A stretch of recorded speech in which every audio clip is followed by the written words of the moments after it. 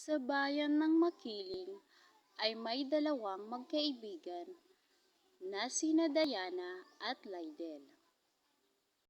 Pareho silang mahinhin, malambing at mabait na mga bata.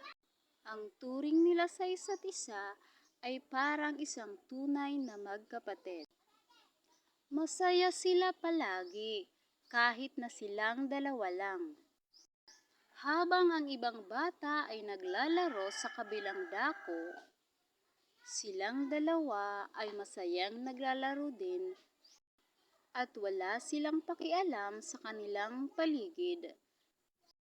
Dahil masaya sila sa kanilang ginagawa kahit dalawa lang sila. Masaya silang nagduduyan at nagmumuni-muni, kumakanta, habang pinagmamasdan ang buong paligid. Sobra ang kanilang kasiyahan kahit dalawa lang sila.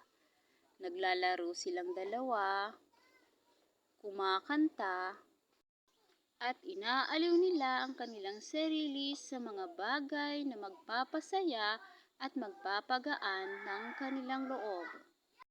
Araw-araw ay ganito palagi ang kanilang ginagawa at hindi nila alintana ang pagod at ang bawat oras na lumilipas.